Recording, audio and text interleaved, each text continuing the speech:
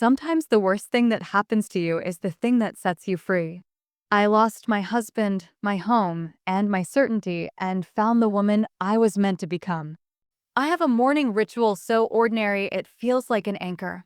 The kettle's first breath, the thin blue light on the oven, my notebook with yesterday's undone items folded under the corner of the mail. I move through the apartment with the kind of steadiness that comes from years of practice, the same route from bedroom to kitchen, the same coffee cup I've had since Tom and I bought our first, too expensive set of plates in our 30s.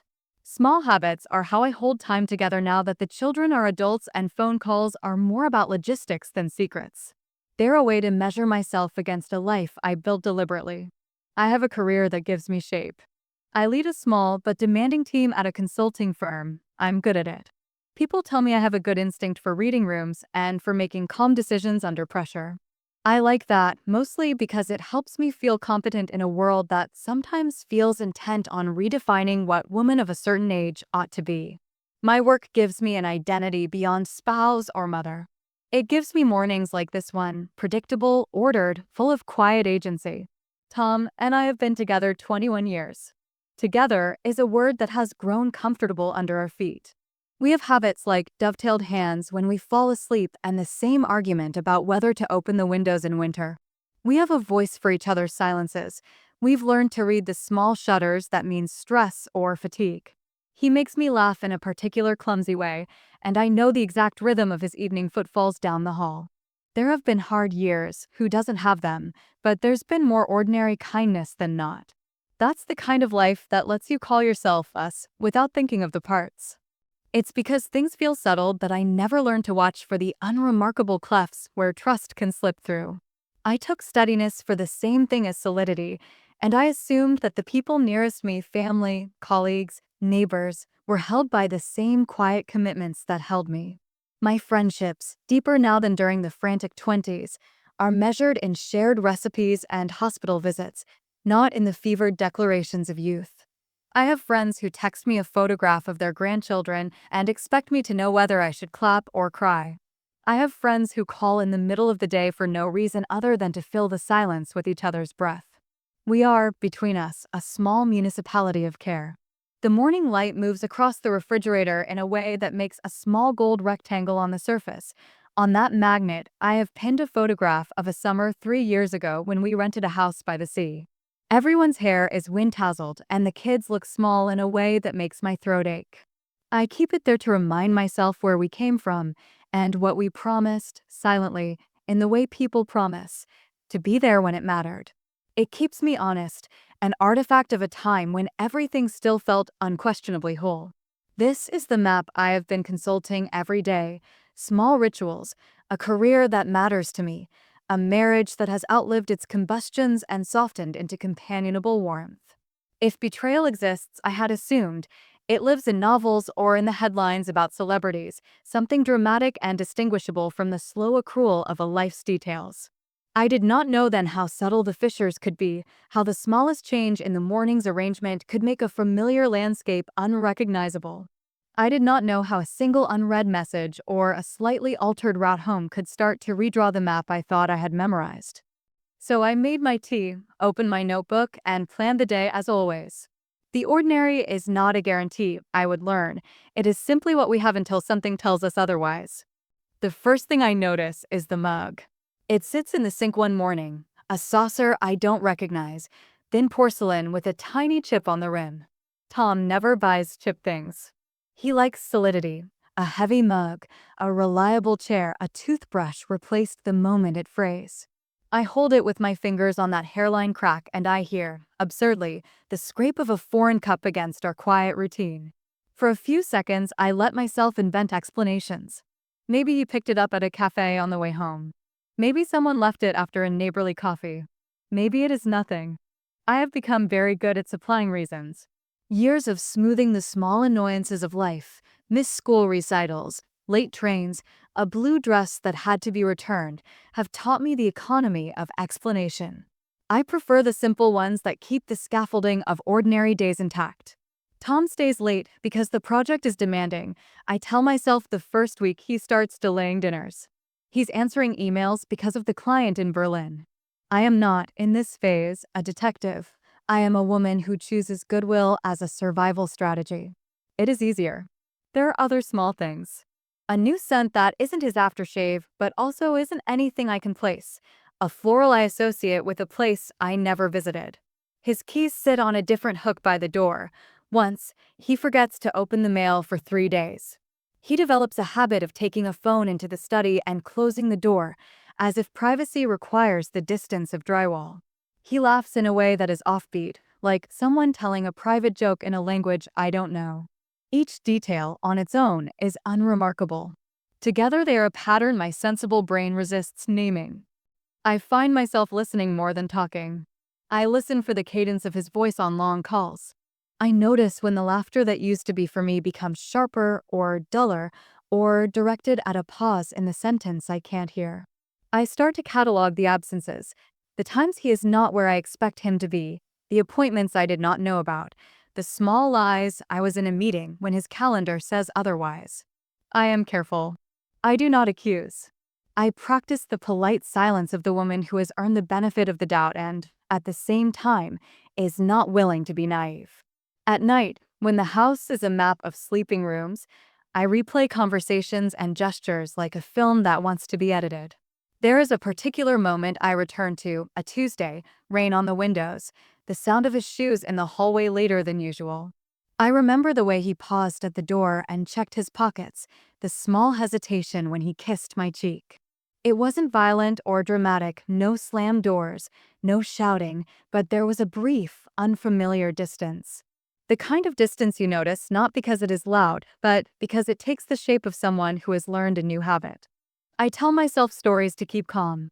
I tell myself that our marriage has weathered worse, dullness, fatigue, the slow erosion of novelty. I tell myself that 40 is a time for patient compassion, not for suspicion. And yet, underneath those sensible sentences, a different voice gardens in secrecy. The voice that remembers girlfriends who found notes in coat pockets, that remembers colleagues whispering over lipstick and borrowed time. It is a voice I do not want to listen to, but it grows persistent. So, I begin with the smallest movement I can stomach. I will observe. I will not pounce. I will hold space for my astonishment and for the normal. For now, I watch the daily drift of our lives, the kettle, the mail, the chipped cup, and I note how easily the ordinary can change into something. I thought the hardest part would be admitting to myself that something felt wrong. It turned out, perversely, that the hardest part was hearing it echoed back at me by other voices. It began with Mrs. Calder from 4B, who knocks on my door with a casserole and a kind of conspiratorial smile that unsettles me more than the dish. She is the sort of neighbor who knows when I am away, whose lawn blooms according to a calendar only she seems to own. "Have you seen Tom lately?" she asks, casual as a weather report. I blink. She shrugs like it's nothing. "I saw him a few times with a woman at the farmer's market. You know, dark hair, younger. Could be nothing." She slices the words with a practiced lightness, as if to soften the blade. I force a laugh and thank her for the casserole, but her presence leaves a small, stubborn ache. Then at work, Sarah from operations leans in at a coffee break, voice low and oddly careful. "Mary, did Tom switch his gym subscription?" She asks, an odd question that becomes heavy when she adds, "Someone saw him with a woman who isn't you." I didn't want to mention it, but there is a pause that is supposed to be merciful. It has the opposite effect. 100 tiny threads, pulled together by other people's casual noticing, begin to form a picture I did not authorize. What I hate most is the way this gossip, meant perhaps as kindness, feels like a public pronouncement made in a language I don't understand. Women who have been my friends for decades choose their words in the hallway with me as if they are stepping around glass. Some offer sympathy and a look that says, "I know this town's map." Others simply nod and move on, their eyes briefly measuring me as if to verify a fact. It's humiliating in a way I did not expect. Humiliation is not only about the wrongdoing itself, but about becoming a spectacle in your own life. I tell myself I should confront Tom. I tell myself 1,000 righteous things. Instead, I start to gather small confirmations in the most mundane ways. The barista who remembers a man and woman laughing over saffron pancakes. The dry cleaner who asks if I want the old suit returned stained or not. A text from a college friend who saw Tom at a conference with someone not from our circle. Each exchange feels like dropping a pebble into water, small, soft at first, then widening rings that I can no longer ignore. Still, I do not storm into his study and demand explanations. I am not that sort of person. I am more methodical and better at waiting than I would ever admit. Mostly I listen. I let the corridor voices fill my ears and my head. I chart them like someone mapping unfamiliar streets at night, finding landmarks, noting where streetlights fail, recognizing the places I cannot go without a guide. There are moments when my head says to hold back, to protect the fragile civility that has kept my life intact. There are other moments when my body feels like a metronome set to quicker beats, each discovery accelerating the rhythm. I walk past our bedroom and picture the chipped cup in the sink, the closed door of the study, the soft, private laughter I can no longer place. I begin to understand how gossip can be both poison and cure. It spreads the idea of betrayal, yes, but it also makes possible a shared recognition of what I already felt alone inside. At night I dream of corridors, endless, lined with doors, each with its own lock and key. I am trying those keys now, not to invade, but to see which doors open with a polite knock and which require the blunt force of a battering ram. The voices in the corridor keep speaking, some compassionate, some careless, and none of them give me a map. They give me pieces. It is up to me to assemble them. The thing about proof is that it arrives with the most ordinary face. It doesn't come wrapped in a confession or even in drama. It slips into the space of your life like a small, precise cut that won't stop bleeding long enough for you to notice. It was a Wednesday. I had fallen asleep on the sofa with a book across my chest, the sort of novel you read because the words are familiar and kind rather than because you need them. Sometime after midnight, the house made the soft, familiar noises, the boiler settling, the radiator sighing. Tom's phone buzzed on the coffee table, and I woke to the light, a pale rectangle that drew a horizon line across the dark. The sound was nominal, just a chime, but the screen showed a message preview I wasn't intended to see. I told myself I would not look. Those are the rules we'd taught ourselves in 1,000 quiet, practical ways. If you don't open the box, you can't be hurt by what's inside. But my thumb moved, slow and traitorous. The lock screen unspooled the sender's name and a single line of text that lodged like a shard. Misty today. Coffee tomorrow. Under it, a timestamp. 11:47 p.m. For a beat, I considered explanations. He could have been arranging a meeting with a colleague, a neighbor, someone from the book club. My mind invented people with good intentions like they were talismans. Then another notification popped up, a thumbnail of a photo, cropped close, a hand resting on a knee, a ringless finger curled like a secret. The screen didn't show faces, but there was a laugh in the way the image framed itself, a casual intimacy I had never seen in our own photographs. My breath made a small, deliberate sound, and I left the phone where it was. I carried the water glass into the kitchen and leaned against the counter to steady myself. The glass felt slippery. For a moment, I did what everyone does when the world tilts. I called up the memory of a smaller thing that could be proof against panic. I pictured the chipped cup again, Mrs. Calder's casserole, the corridor voices. They all lined up like witnesses on a stand, waiting to be asked the same question. Sleep evaporated. I tiptoed back and sat on the armchair with the light from the phone painting my hands bluish white. There is a peculiar clarity that arrives when your brain flips from unknowing to knowing. It is not drama, it is arithmetic. You begin to count. Late nights, secretive texts, unusual routes home. Each number adds and subtracts a certainty until a sum you don't want becomes impossible. I did not react with a shout. I did not demand an explanation at that moment. I had already learned that immediate confrontation makes messes that are hard to clean. Instead, I copied the rules I had been practicing: observe, record, move deliberately. I took photos of the lock screen, the timestamps, the tiny preview images. Their ordinariness made them more damning. Then, because habit is also method, I checked the cloud-backed photos on his laptop, an ugly, careful habit I would later resent and be grateful for in the same breath. There, in a folder labeled with a date 2 weeks prior, I found faces casually cropped, a dinner plate, a cityscape at twilight, and then two pictures with the same hand on a knee, this time framed to show more, an arm, a hint of a profile. My hands shook when I closed the laptop. I was not surprised by the shaking. I was surprised by the way my brain behaved like a trained professional, assessing, cataloging, compartmentalizing. Emotions moved underneath heat, a pressure behind my eyes, a slow, steady bloom of grief, but they were layered beneath a colder, pragmatic voice that whispered next steps. Do not answer his messages tonight, it said. Do not make yourself small by apologizing for what you have not done. Keep everything. I made a list on the back of an envelope. It was the most domestic thing I could think to do. Groceries, dentist appointment, flu vaccine, ordinary things to keep the wheels turning while another part of my life trembled. I scheduled nothing else. I told no one, not even my oldest friend, because shock is selfish at first and because I wanted to be sure of what I would tell people when the time came. At 3 in the morning, I lay awake and watched the ceiling until the light shifted. I thought of the life we had arranged so carefully, the private jokes, the shared bank account, the small rituals of Saturday mornings.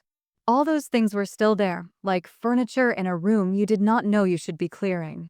The midnight message had not given me everything I needed. There were questions that would not be answered by a photo of a hand. But it had given me what I needed first: permission to stop pretending that my worries were unreasonable. By dawn, I had resolved two things. First, I would not allow fear to be my first grammar. I would not accuse without evidence beyond a single, suggestive string of messages. Second, I would collect the truth, not to perform a spectacle, but so I could make a choice with eyes open. The rest, confrontation, decisions, the architecture of whatever came next, would wait until I could stand in them without dissolving. I wrapped the image thumbnails in a private folder and copied timestamps into an email draft I left unsent. It felt grotesque to arrange evidence of someone I loved like archival material, but there is a strange dignity in naming things accurately. Names let you choose. Morning arrived with the small cruelty of normal things. The kettle sang, sunlight found the table in its usual strip, and everything in the kitchen looked as though nothing had happened. I poured the coffee and noticed, absently, how Tom still left the sugar bowl half empty, his tiny, selfish habit. It was almost laughable that the world continued to make toast while mine felt like it had cracked open. He came in later than usual, slipping into the chair with the careful economy of a man who'd practiced his movements. He kissed my forehead, brief, automatic, and asked about a meeting in a way that suggested continuity rather than confession. I kept my face neutral and set his plate down.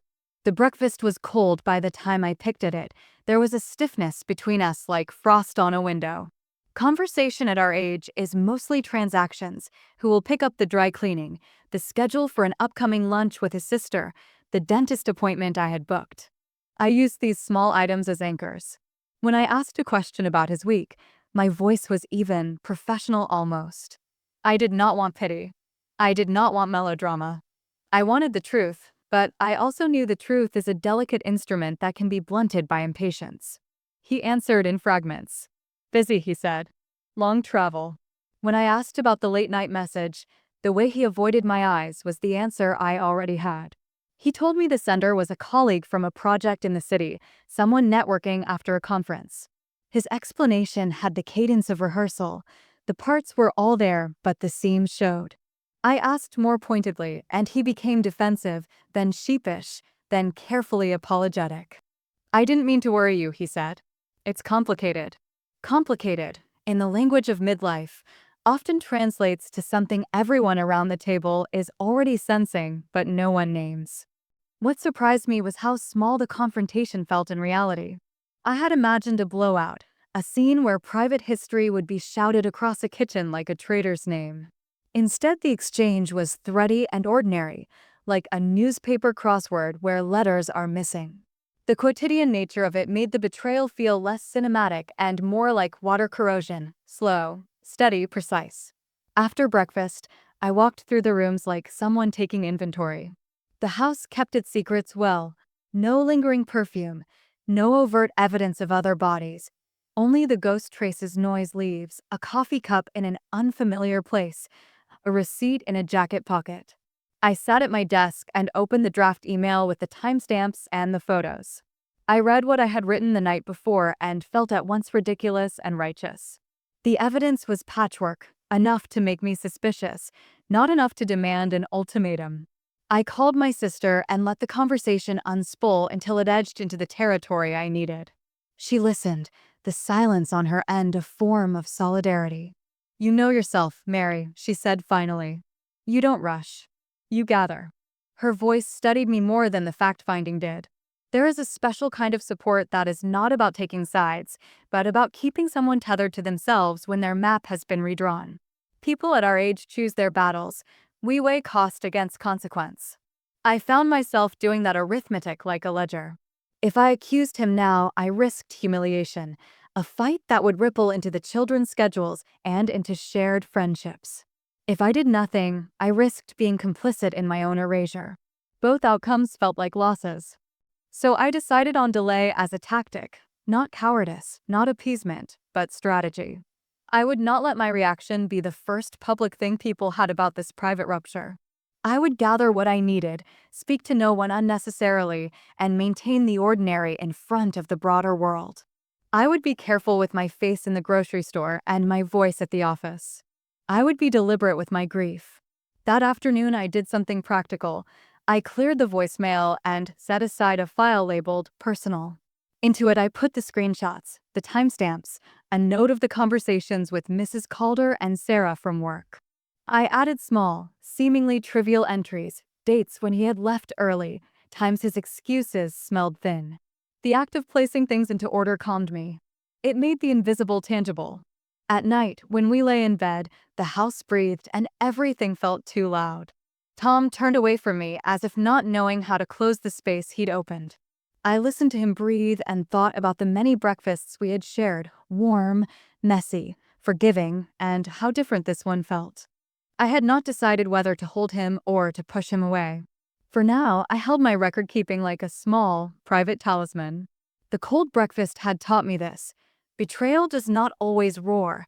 Sometimes it arrives in small silences, and surviving it requires a patience that tastes, at first, like the bitter at the bottom of the cup. I learned quickly that proof tastes like paper and pixels. There is a distinct, absurd comfort in bureaucracy. When your life feels unmoored, a bank statement arrives like a to-do list you can actually complete.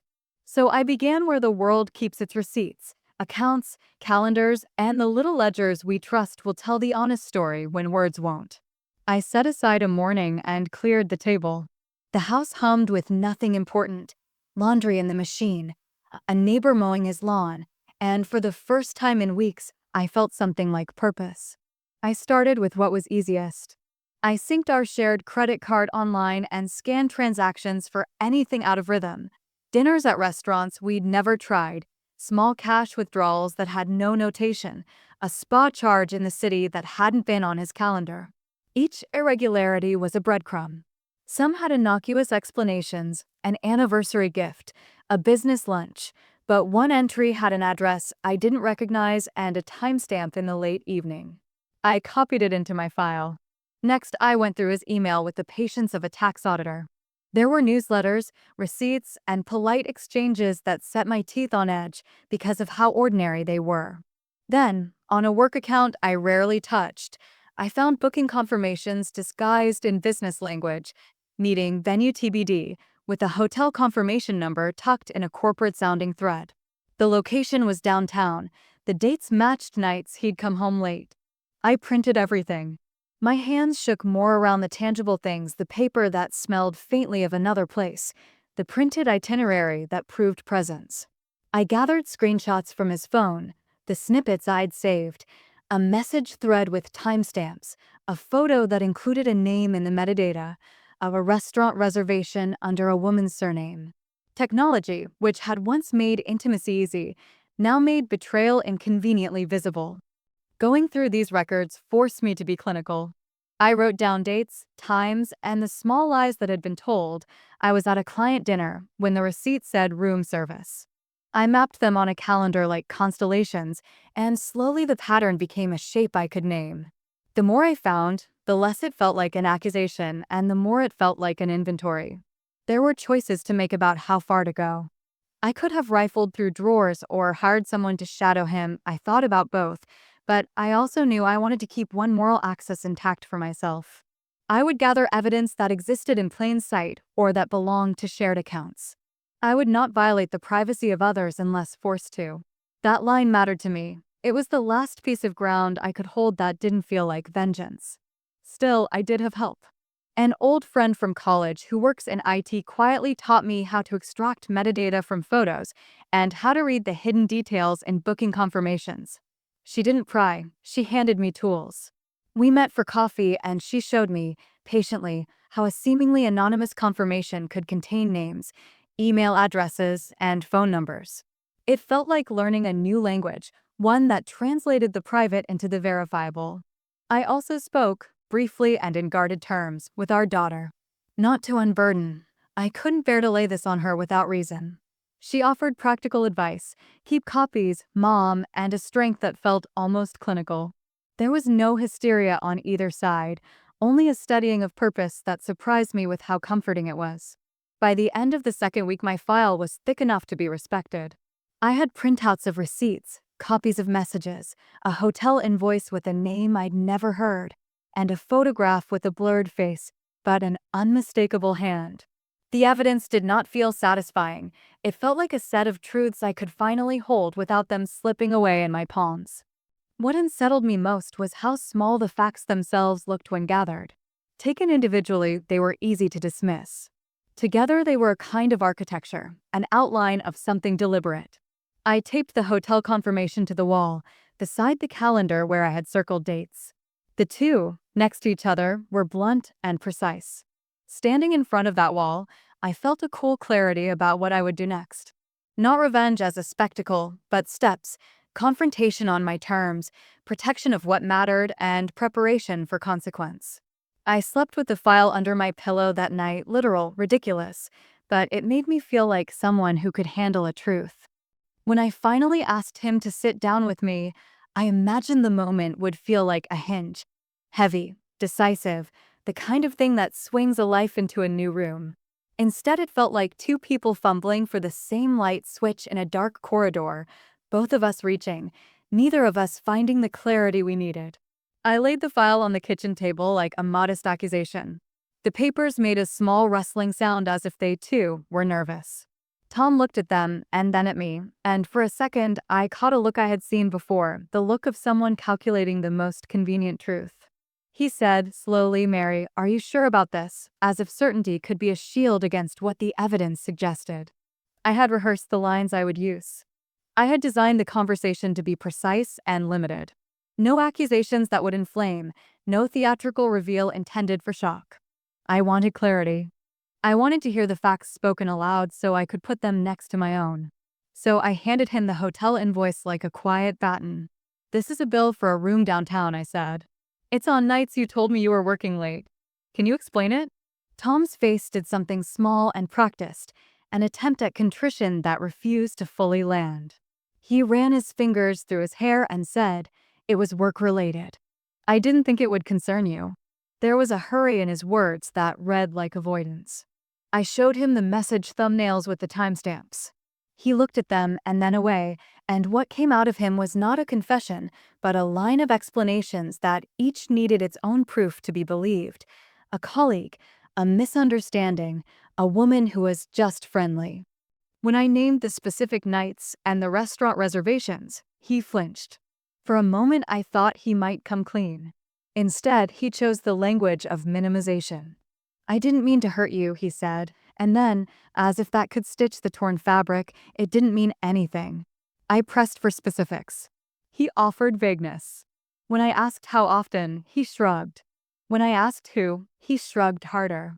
The words slid off him like oil. At one point, he turned the conversation and implied that perhaps I had been prying, accusing me gently but clearly of overstepping privacy. That, more than anything, felt like a betrayal multiplied. The person who had broken an implicit vow was now questioning my right to seek the truth. The gaslighting was not dramatic. It was casual, as if suggesting my suspicions were unreasonable would, in itself, reset the scale. I felt the familiar rush of anger, but it was tempered with another feeling, an odd, cold sorrow, because his answers were not only evasive but unimaginative. There was no spark of remorse that acknowledged the shape of my life. There were rehearsed fragments meant to dampen the moment. I realized that confession, if it were to come, would have to be more than my discovery. It would need to pierce the complacency he'd built around his actions. He was not ready for that, or he had no intention of making himself ready. Our conversation dissolved into polite statements and closed doors. He promised to sort things out without offering specifics. I heard the syllables, but not the intention. The most damning part was not that he lied, though the lies were there, but that he seemed unwilling to help me reclaim the narrative of my own life. When someone refuses to be honest about what they've done, they take from you the ability to decide what comes next with clear eyes. When he went to his study, I closed the door to the kitchen very slowly and sat back down with the file. The papers felt even heavier. I thought about the children and the awkward geometry of family calls that would have to be placed if this continued to unravel. I thought about friends who would ask and neighbors who would notice. And I thought, with a surgeon's clarity, about consequence, the practical structures, legal steps, financial realities that would shape any decision I made. So I made a different kind of plan that night. Not a dramatic confrontation, but a sequence of careful moves. Preserve copies of everything offsite. Consult a lawyer for a confidential conversation. Make a list of people who needed to know and who deserved a kinder, briefer truth. I would not set the house on fire to see the flames. I would, instead, arm myself with facts and a steady purpose. The conversation I wanted honest, raw, accountable, did not happen. In its place grew something less theatrical but more disciplined: preparation. Before I went to bed, I took one last look at him through the doorway. He was a silhouette against the blue light of his laptop, working or pretending to. I felt no peace, but I felt a peculiar steadiness, the hard kind that comes from knowing you will not be the only author of your life's next chapter. The truth, uncovered or not, would no longer be something that simply happened to me. Every story of betrayal has a ghost at its center, the person whose name hovers just outside the frame until, one day, it steps into focus. For weeks, she had been nothing more than a blurred outline, a colleague, someone from the office, just a friend. A pronoun, really. Harmless, vague. But one afternoon, I learned her name, and with it, the strange intimacy of finally seeing the silhouette sharpen. Her name was Elena. I discovered it the way most modern confessions unfold, through the detritus of digital life. An email popped up on our shared home computer while I was printing an insurance form. The subject line was businesslike, follow-up from Thursday's meeting. But the tone of the message was not corporate. There was too much warmth in the phrasing, a softness threaded between professional sentences. "I can still smell the rain on your jacket," it said. "Next time, no umbrellas." For a moment, the room tilted. It wasn't jealousy I felt first, it was recognition.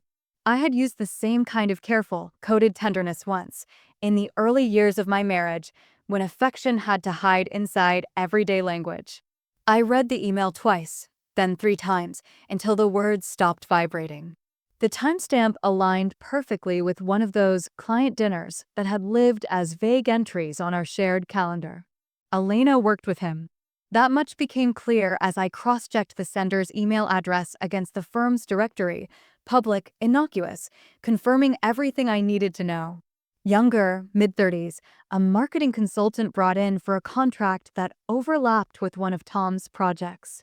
A photograph on the company website, dark hair, confident smile, that air of casual competence I remembered having before life, became more logistics than possibility.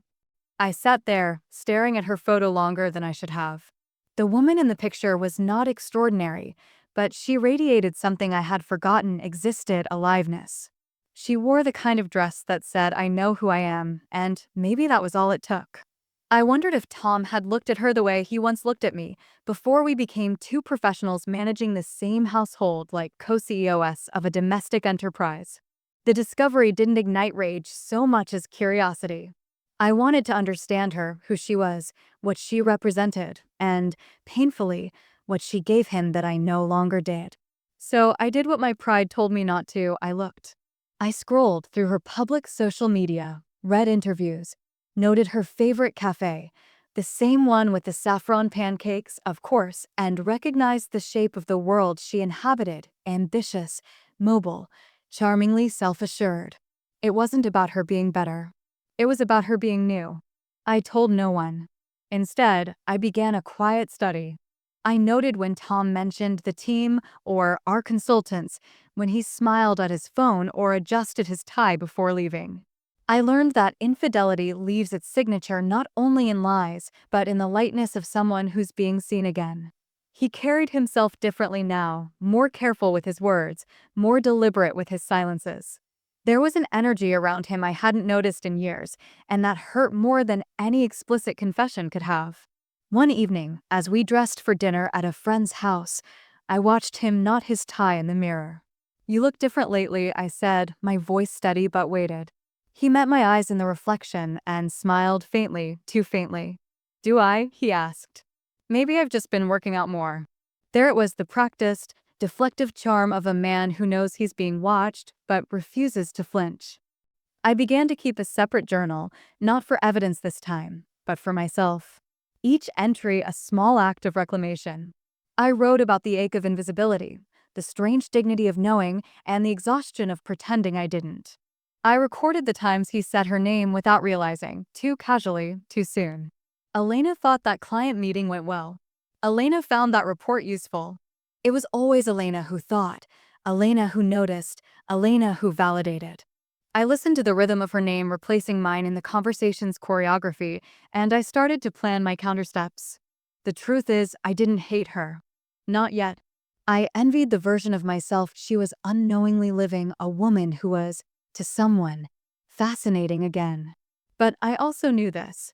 The same charm that drew him to her would, eventually, turn cold in the same familiar way. The story wasn't new. It was only being rehearsed with different actors. By the end of that week, I had decided something quietly radical. I would not confront her. I would not play the part of the wounded wife clawing for dignity. Instead, I would watch, learn, and wait. Because power, I realized, doesn't always come from exposure. Sometimes it comes from being the only one in the room who already knows how the story ends. There's a moment after discovery when everything slows down.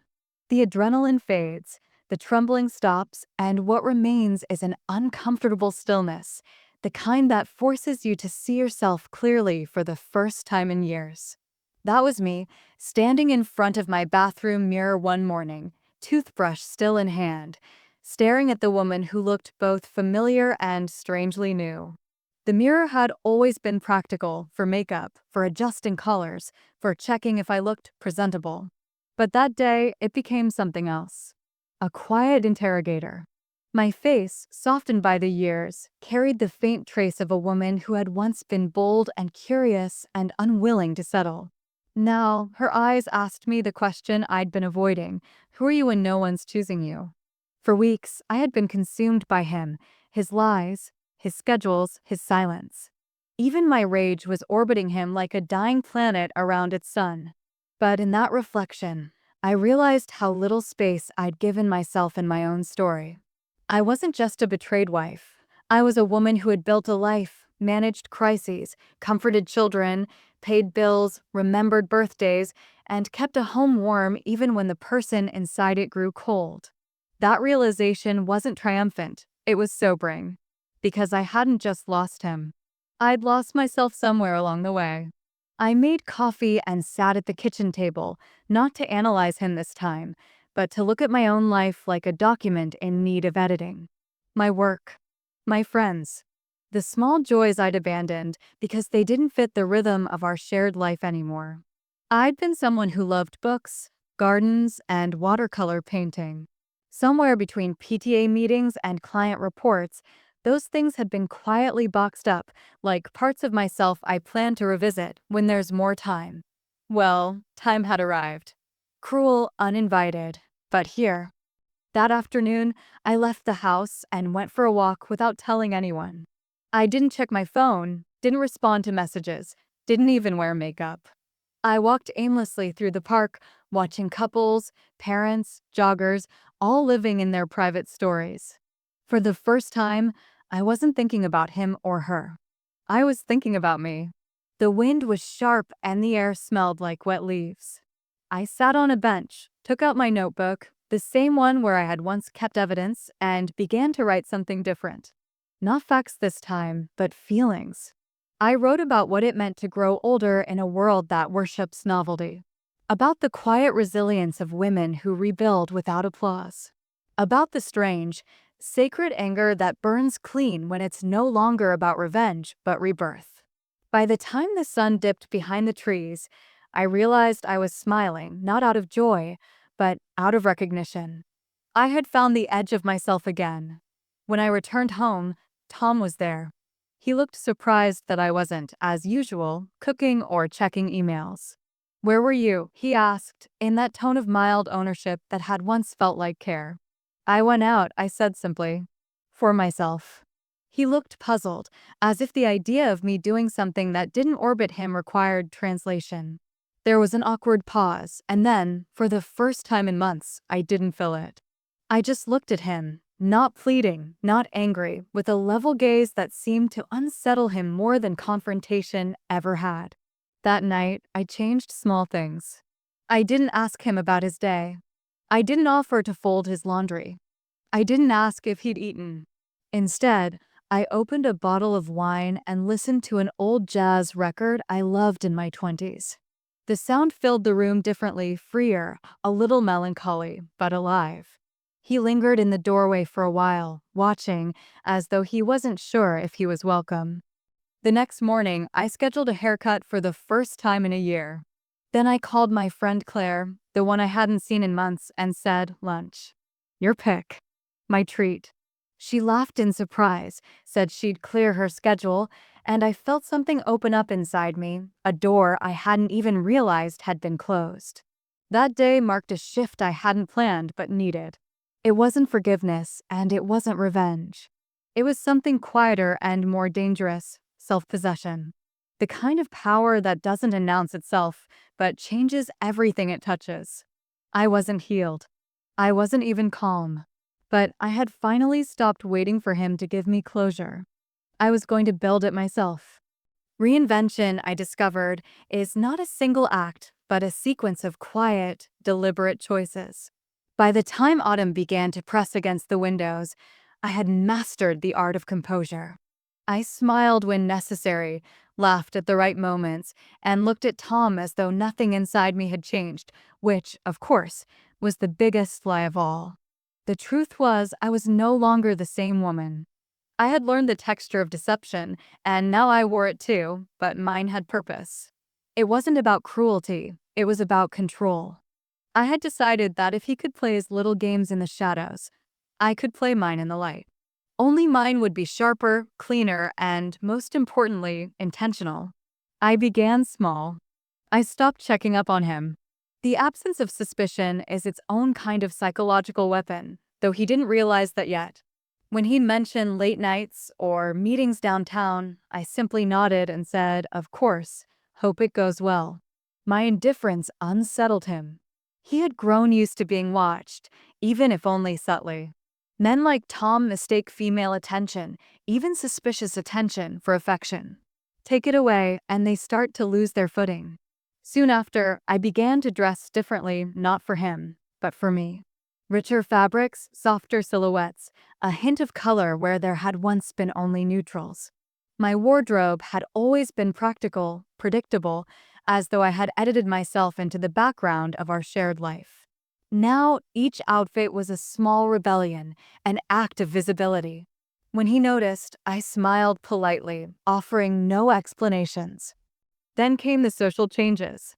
I started saying yes to things I'd long declined: after-work drinks, small art gallery openings, weekend brunches with women who still believed life could surprise them.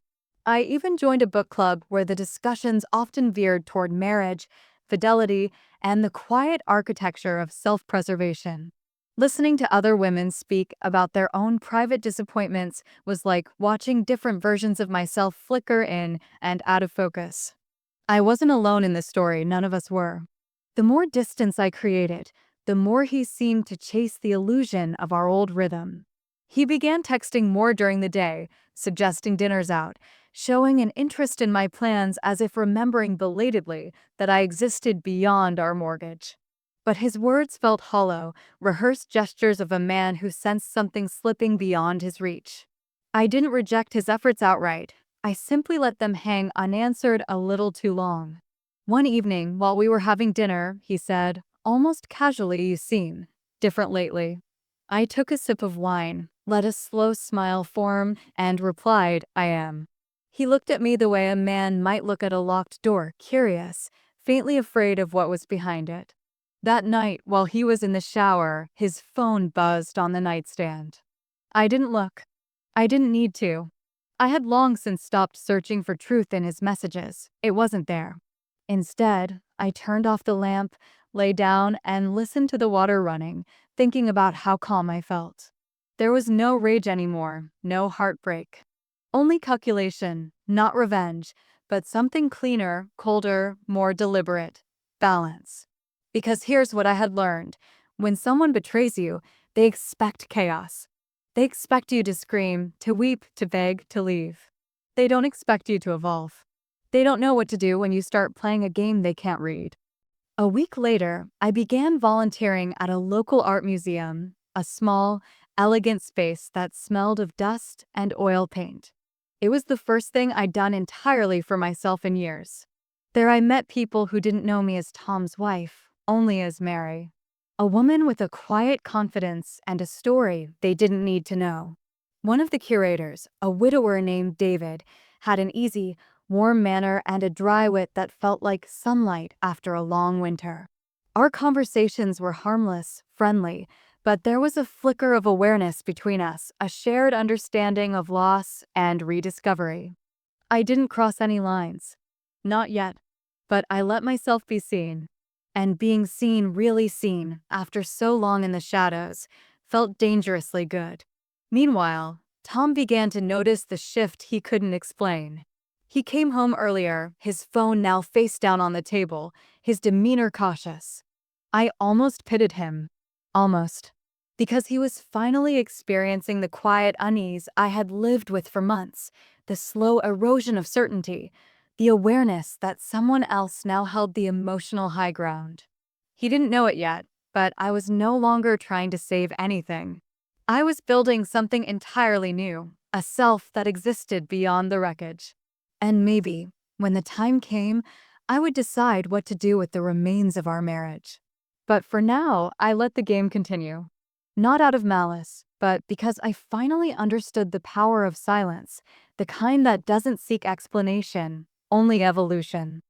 There comes a point when the balance tips, not because you push, but because the other person stumbles. For months, I had played my part with precision. I had smiled, listened, even kissed him goodnight when required. My indifference had become an art form, and he had grown increasingly unsure whether he was forgiven, ignored, or being quietly replaced.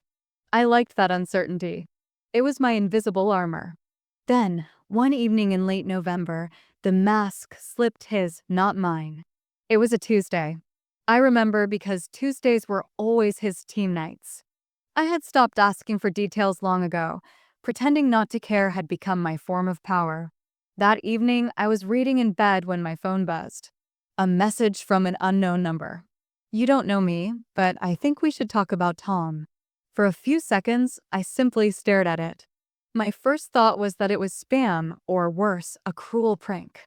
But then another message followed, and this one included a photo, a grainy image of Tom sitting at a cafe, the one near his office, across from a woman I immediately recognized.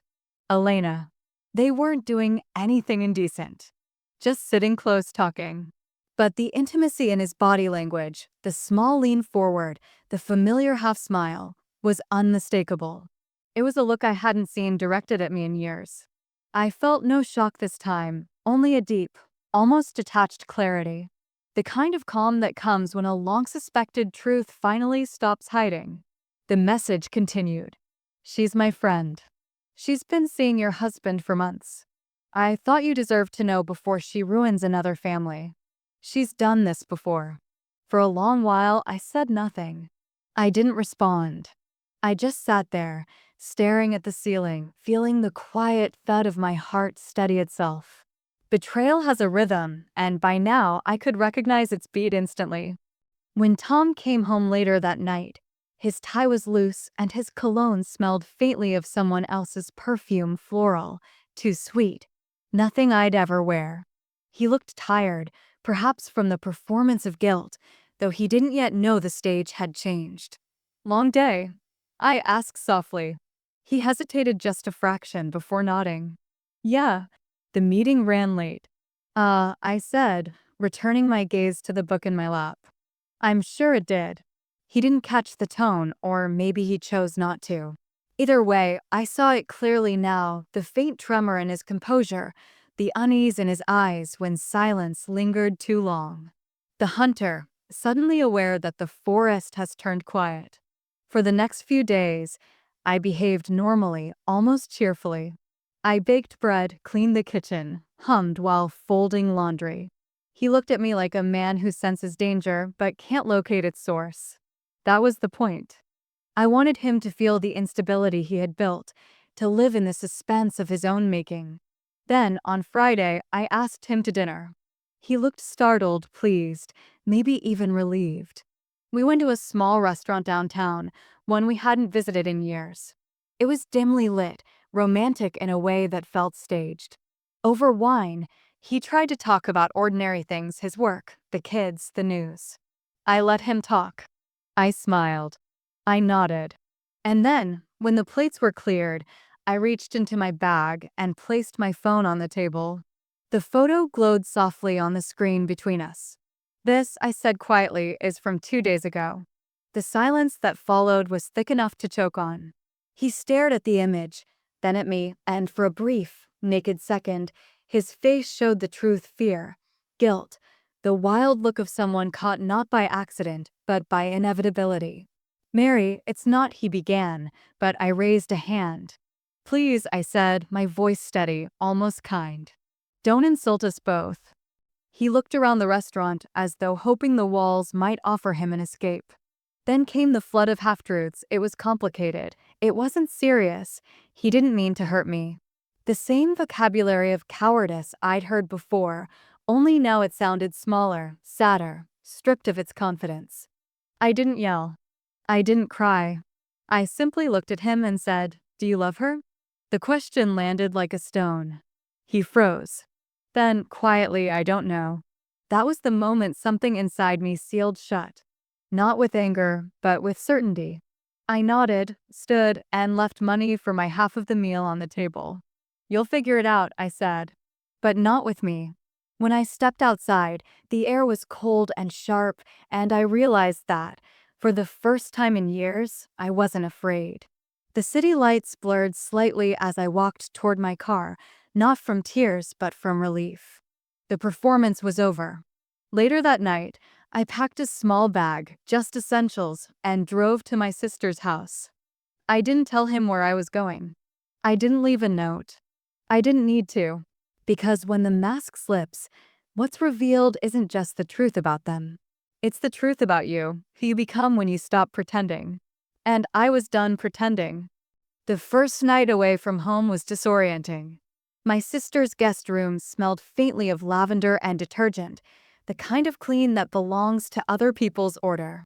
I lay awake listening to the house settle, the hum of the refrigerator down the hall, the occasional creak of wood under the night's small temperature shifts.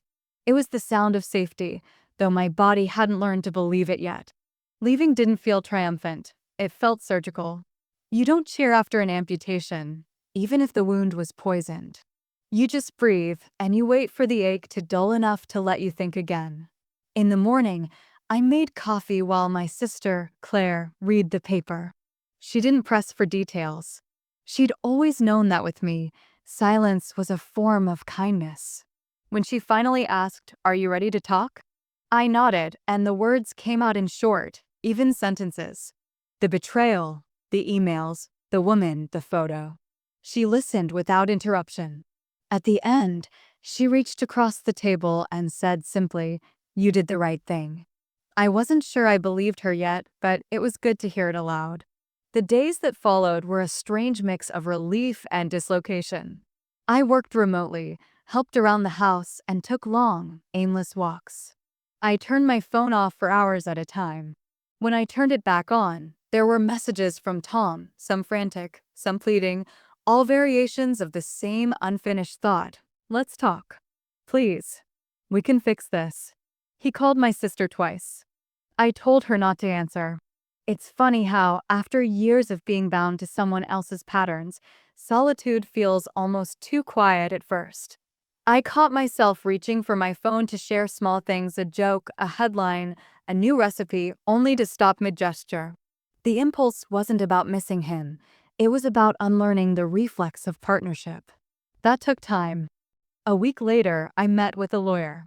The appointment was brisk, efficient, and surprisingly unemotional. She laid out options in neat bullet points: separation, division of assets, timelines. It was like being given an instruction manual for dismantling your own life. I listened carefully, asked questions, signed forms. When it was done, she said, "You seem very calm." "I've been angry long enough," I said. Calm feels like progress.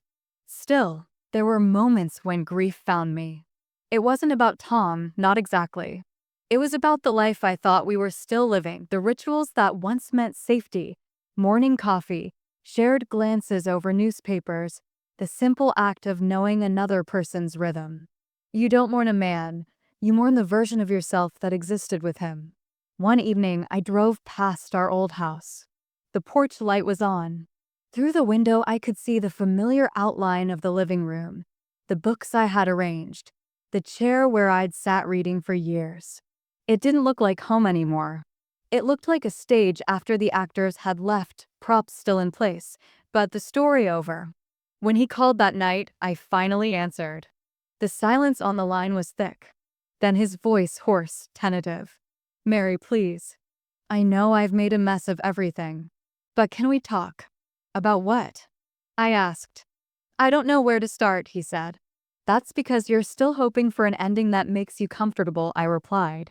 "There isn't one." He didn't speak for a long time. Then, quietly, "I miss you." I took a breath, felt the truth of it settle somewhere distant inside me, and said, "You miss the woman who didn't see you clearly. She's gone." Then I hung up. That night, I slept without waking once. In the days that followed, I began building a new rhythm. Mornings at the local cafe with a book. Afternoons helping at the museum, where David, the kind curator, greeted me with an easy smile that didn't ask for explanations. One afternoon, he brought me a small bouquet of wildflowers, nothing romantic, just kind. "You look like someone who could use color," he said. It was the first gift I'd received in years that didn't come with expectation. I pressed one of the flowers into my journal and wrote beneath it, "Not everything new has to hurt." Each day grew a little lighter. I learned to cook for one without apology. I laughed with Claire over wine and late-night movies. I began to recognize the woman in the mirror again, not the wife, not the betrayed, but someone quietly rebuilding. And slowly, beneath the quiet, I began to sense something unexpected. Not happiness, not yet, but a kind of peace that felt like soil after rain, unsettled, but ready for growth. The storm had passed. The air was clear. And for the first time in a long time, I wasn't afraid of what came next. It's strange, the way endings rarely announce themselves. There is no music, no curtain drop, no grand revelation that signals, "This is where it ends, and something new begins." Instead, life simply continues, reshaped. The routines settle again, but differently, softer, quieter, wiser. By spring, I had moved into a small apartment not far from the museum. A third-floor walk-up with sun-bleached curtains and a narrow balcony overlooking the street. It wasn't much, but it was mine. The kind of space that echoed when I laughed, where every cup, every chair, every photograph was chosen only by me. There was freedom in that. Loneliness, too, but the kind that no longer frightened me. I kept the mornings simple: coffee by the window, a walk to the market, music playing low. The world had stopped feeling like something I needed to survive. It felt like something I could simply live in again. People at work stopped whispering when I passed. Friends, the real ones, remained. And the story of Tom and me began to fade into something distant, not forgotten, but filed away in the archive of things that made me stronger than I wanted to be. He tried, of course. There were letters, emails, long messages that began with apology and ended with nostalgia. "We had good years, didn't we?" he wrote once. I didn't disagree. The good years had been real. That was what made the betrayal so sharp. But nostalgia is just the past, edited for comfort. I didn't reply. There are words that close a story, and sometimes silence is one of them. I saw him once, months later, at a cafe downtown. He looked smaller somehow, not older, just diminished. The way people look when they realize they've been written out of someone's narrative. He noticed me, froze halfway through his cup of coffee, and gave a tentative smile. I nodded politely, nothing more. The moment passed like a brief change in weather. That evening, I met David for dinner. We'd grown closer slowly, cautiously, the way people do when they've both learned how fragile trust can be. He didn't ask for explanations about my past. He simply listened when I chose to share. With him, I rediscovered a kind of intimacy that wasn't about possession but presence. A hand resting over mine as we talked, not to claim, but to remind. And yet, I didn't rush toward anything new. Love, I realized, wasn't a prize for surviving heartbreak. It was a possibility, one I could choose to accept or not. For now, I chose myself, and that was enough. Sometimes, late at night, I'd take out the old journal and read the first pages, the ones filled with timestamps, receipts, and evidence. I no longer felt anger when I saw them, just distance. Those pages were my bridge from confusion to clarity, from helplessness to agency. I kept them as proof, not of what he did, but of what I learned, that betrayal does not define you. What you do after does. I wrote one last entry on the final page. There is life after breaking. There is joy after ruin. You do not rebuild into who you were. You become someone quieter, sharper, freer. And when the mirror finally reflects peace instead of pain, that's when you know you survived not by accident, but by choice. That spring, the museum held a small exhibition on renewal. I helped curate it. The walls were lined with paintings of blooming fields, melted snow, and sunlight finding its way through cracked windows. On opening night, as I stood among the guests, someone asked what the theme meant to me. I thought for a moment, then smiled. "It's about what happens after loss," I said. "Not the pain itself, but the proof that we go on, that we grow, even through what was meant to destroy us." And as I looked around the room, at laughter, at art, at the soft hum of new beginnings, I realized that my story had not ended with betrayal. It had simply begun again, written by a steadier hand. Because in the end, what remains isn't the wound, or the anger, or even the loss. What remains is you, the person who walked through the fire and came out whole. A year has passed. 12 quiet months that feel like both a lifetime and a single, long exhale. When people talk about healing, they make it sound linear, as if you wake up one day and the pain is simply gone. But the truth is softer, more intricate. Healing doesn't arrive all at once. It drifts in like morning light, touching one forgotten corner at a time. The apartment looks different now. The walls are filled with art, some pieces I found in thrift shops, others painted by local artists whose stories I've come to know. There are plants on the windowsill that I've managed not only to keep alive, but to make thrive. They've become my quiet companions, proof that care can exist without exhaustion. I still work at the museum. I've taken on a larger role, one that allows me to mentor younger curators, to help them find their own voices in a world that often tries to shrink women into silence. It feels good, not in a triumphant way, but in a grounded one. Stability, I've learned, is underrated. Sometimes, on my walk to work, I pass couples, holding hands, arguing softly, sharing the kind of small moments that used to define my life. I don't feel envy anymore. I feel curiosity. Connection, I realize, is not about permanence. It's about truth in the moment. When it's honest, even if it ends, it's still worth having. Tom and I finalized the divorce 6 months ago. The process was civil, even gentle in its own way. He apologized again, this time without pretense or bargaining. I told him I forgave him, and I meant it. Not because he deserved it, but because I did. Forgiveness isn't a gift to the one who hurt you, it's the door you open to finally leave the burning house. A few weeks later, he remarried. I heard through mutual friends. I didn't feel much. Maybe a flicker of melancholy for what could have been, but nothing sharp. People repeat their patterns until they learn better. I hope he eventually will. But it's no longer my story to watch. As for me, I've grown comfortable in solitude, though solitude doesn't mean isolation. David and I still see each other, slowly, kindly, without urgency. There's a tenderness in that slowness, a trust that neither of us needs the other to feel complete. We choose to share space, not fill it. On the anniversary of the day I left home, I drove to the ocean. It was late afternoon, the kind of golden light that makes the world look almost forgiving. The air smelled of salt and new beginnings. I stood barefoot on the sand, the waves curling at my ankles, and thought about the woman I was then, frightened, raw, clinging to fragments of certainty. I wanted to tell her something. That she would make it. That the betrayal, while brutal, would become the foundation for a stronger, quieter version of herself. That her heart, though scarred, would learn to beat in rhythm with peace again. I closed my eyes and let the wind wash through me. There was no grand revelation, no cinematic ending, just the steady pulse of life continuing, one breath after another. When I opened them, I saw my reflection in the water. The same face, but different eyes. Not the gaze of a woman who lost something, the gaze of someone who reclaimed herself. And for the first time in years, I whispered aloud, "I'm proud of you."